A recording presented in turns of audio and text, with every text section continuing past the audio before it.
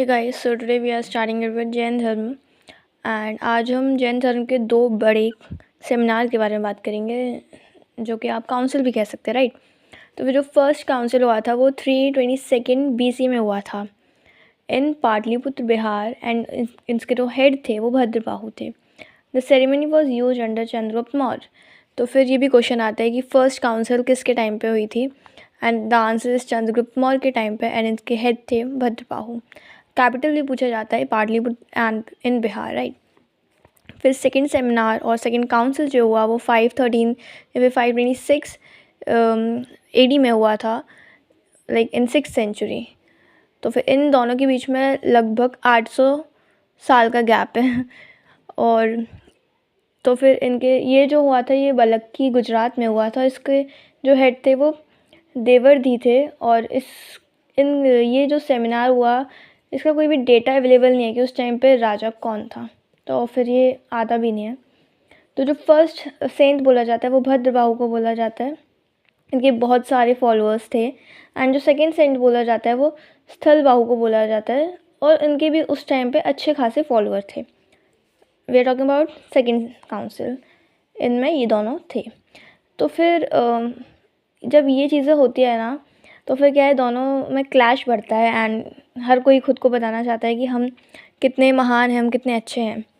तो फिर the motive behind the council was to write 12 books on Jainism. तो इनका जो मोटिव था ये था कि ये इनको 12 बुक्स लिखनी है लाइक अपने रिलीजन के ऊपर, और इसीलिए ये काउंसिल बैठती थी। लाइक मतलब बहुत ही बड़ा आयोजन होता था ये। तो both saints thought clash in the first seminar and conflict increased. Okay, so sorry, ये फर्स्ट सेमिनार के थे और तो फिर इनमें जो है वो कॉन्फ्लिक्ट इंक्रीज़ हुई। वही मैंने आपको बताया कि कौन ज़्यादा महान है वाली चीज़।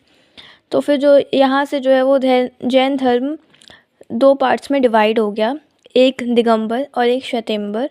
तो फिर जो सेकंड सेमिनार में सब कुछ अच्छे से लिखा गया, जिसमें हमारे पास 2 अंग आए, 12 उपांग आए, 10 प्रकीर्ण आए, 6 छेद सूत्र आए, 4 मूल सूत्र आए, 1 नंदी सूत्र बना और ये सब रिटन फॉर्म में बना।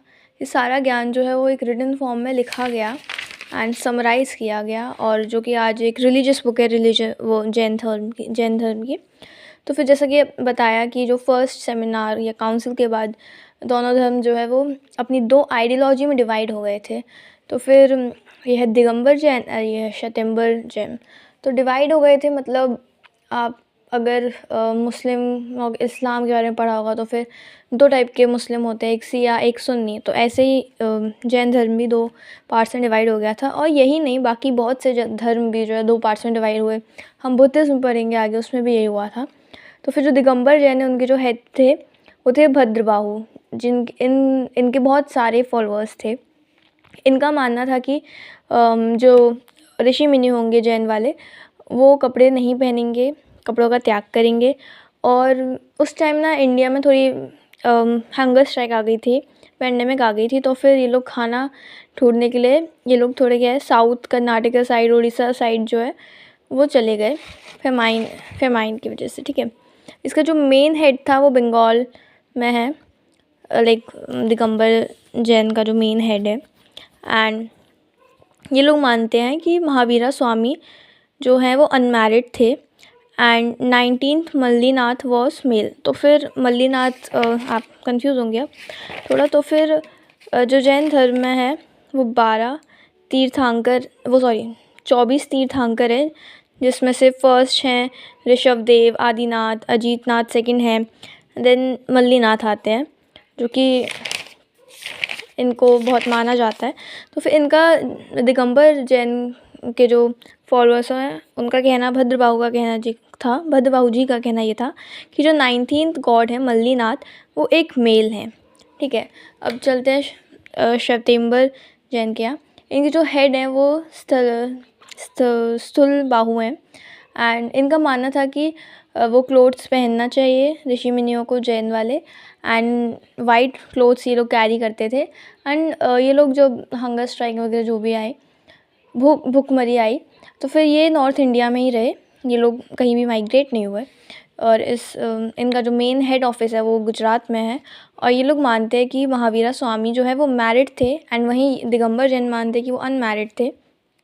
ये मानते हैं कि जो 19 तीर्थंकर हैं उनमें से जो 19 नंबर के थे मल्लीनाथ, इनका मानना है कि वो फीमेल थे। तो फिर यहाँ पे दोनों ग्रुप्स में जो है वो कॉन्फ्लिक्ट देखी जाती है। But I don't know why, but जब भी मैं देखती हूँ जैन मंदिर तो फिर वहाँ पे मुझे मोस्टली दिगंबर जैन दिखाई देता है। तो फिर अगर आप में से कोई है या फिर जो भी आपकी मान्यता है, आप लोग प्लीज़ कमेंट्स में बताइएगा।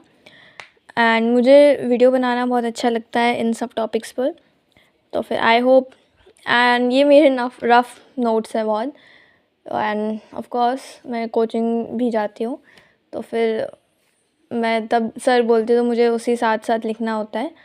तो फिर आई होप आपको अच्छा लगा हो। Thank you, thanks for watching, bye bye, subscribe please.